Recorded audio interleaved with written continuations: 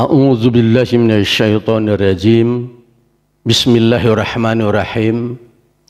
Alhamdulillah wa syukrillah, asyhadu an la ilaha illallah wahdahu la syarikalah wa asyhadu anna Muhammadan abduhu wa rasuluh alladzi la nabiyya ba'da.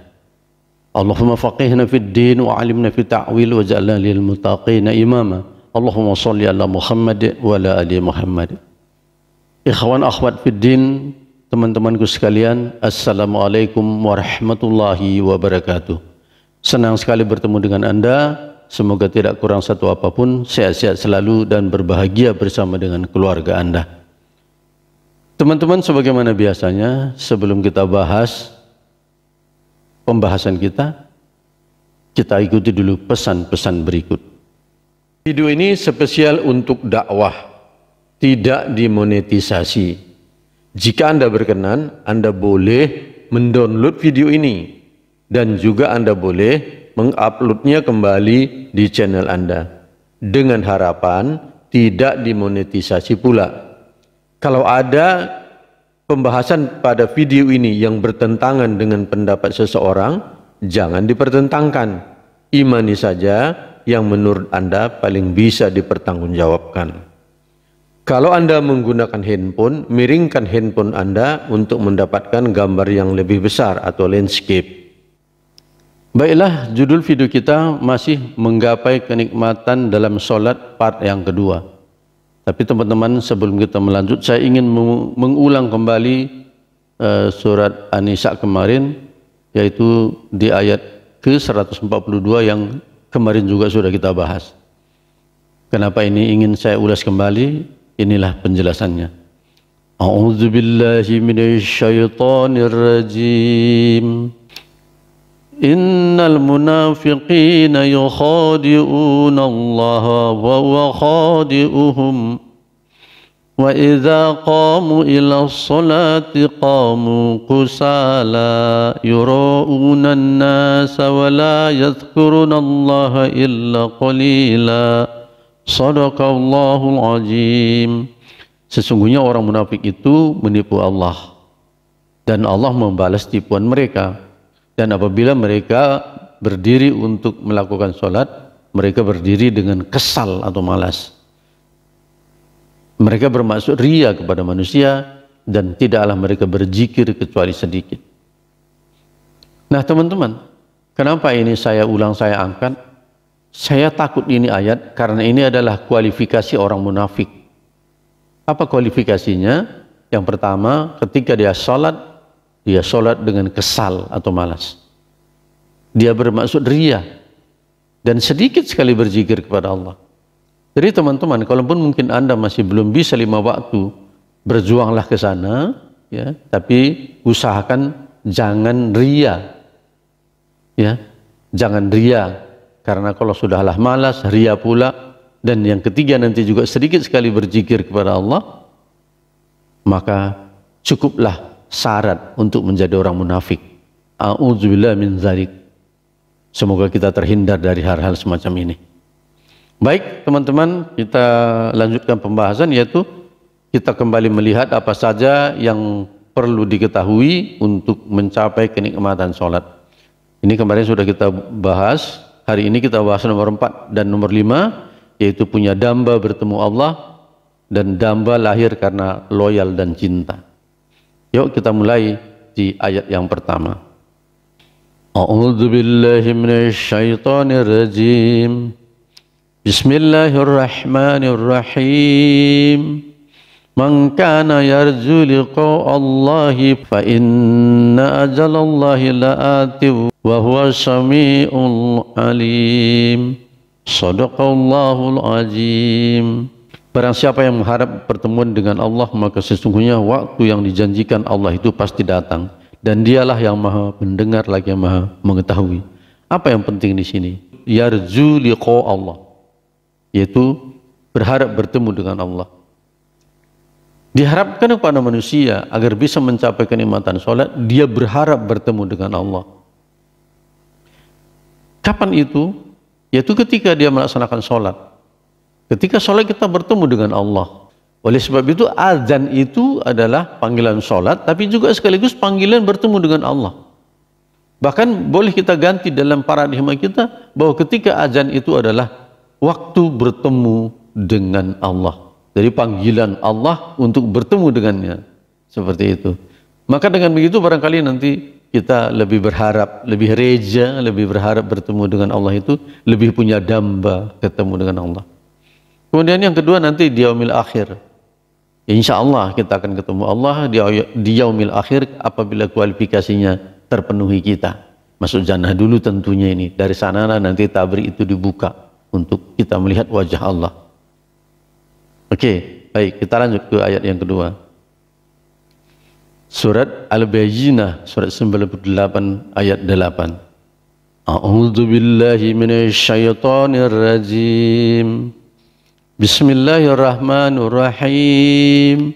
Jazaohum inda rabbihim jannatu adnin tajri min tahtihal anhar khalidina fiha abada radhiyallahu anhum wa raddu anhu dzalika liman khasyiya rabbah.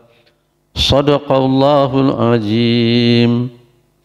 Balasan mereka di sisi Tuhan mereka ialah surga Adnin yang mengalir di bawahnya sungai-sungai, mereka kekal di dalamnya selama-lamanya.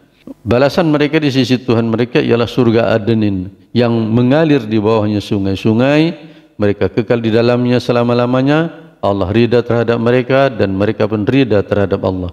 Yang demikian itulah balasan bagi orang-orang yang takut kepada Tuhannya. Di sini diterjemahkan takut, tapi kita lihat ini adalah khasyah yang kita terjemahkan loyal atau setia.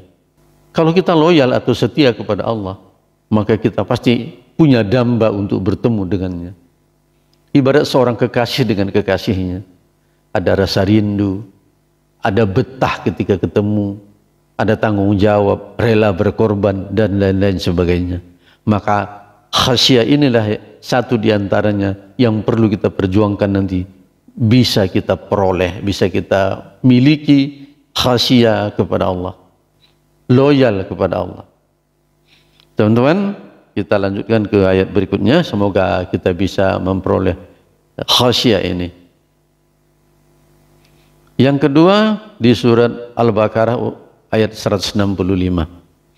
A'udzu billahi minasyaitonir rajim.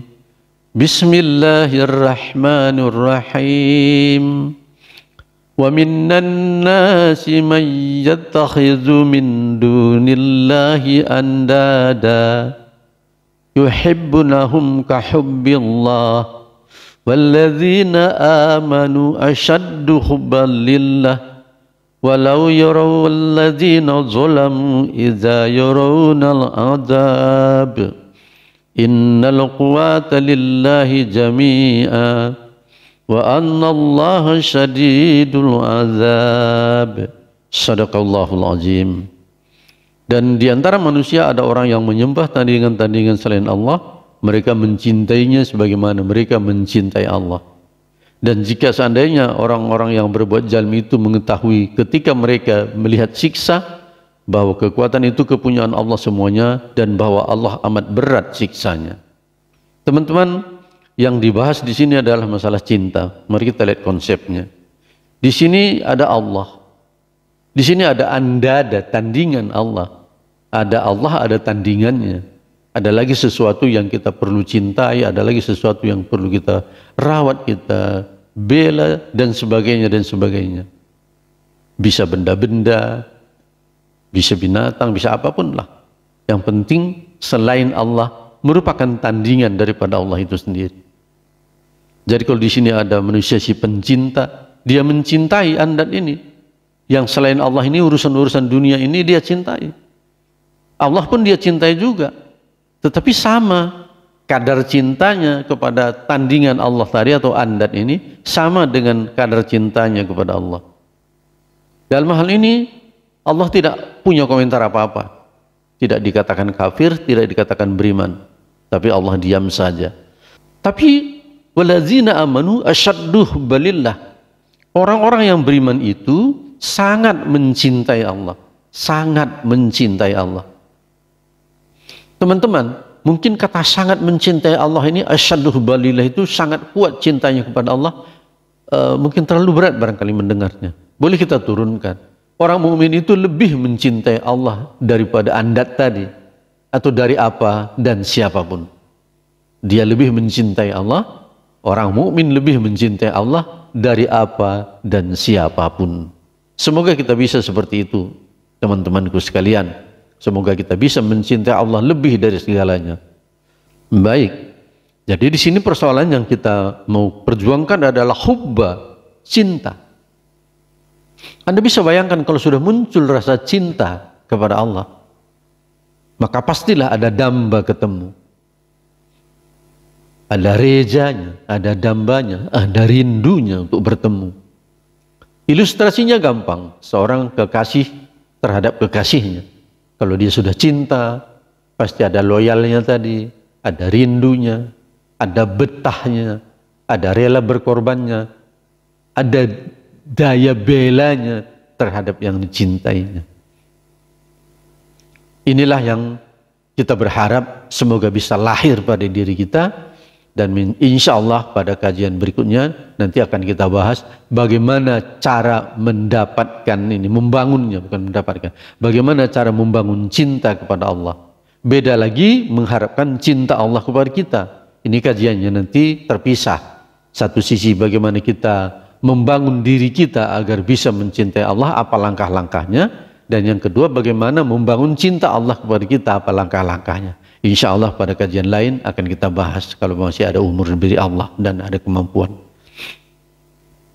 Jadi perjuangan kita adalah cinta, ya. Nah, kesimpulan kita pada hari ini adalah damba ketemu Allah akan lahir pada suatu atau kedua-dua substansi berikut. Ada loyal kepada Allah, ada cinta kepada Allah. Jadi ini yang mau kita bangun pada diri kita. Ada setia kepada Allah, ada cinta kepada Allah. Teman-teman, kita berdoa bersama-sama. Semoga saya dan Anda bisa dan kuat membangun cinta kepada Allah dengan izin dan ridhonya tentunya. Selanjutnya pembahasan kita adalah sholat secara eksistensi. Artinya sholat 5 waktu dimaksud ini. Sholat 5 waktu yang dimaksud. Tapi ini kita lanjutkan nanti di part 3. Oke teman-teman, kalau pembahasan ini benar tentu saja dari Allah Subhanahu wa Ta'ala. Marilah kita mengucapkan syukur alhamdulillah. Sebagai manusia biasa tentu banyak kekurangan. Kepada Allah saya mohon ampun. Astaghfirullahaladzim. Kepada teman-teman semuanya saya minta maaf. Assalamualaikum warahmatullahi wabarakatuh.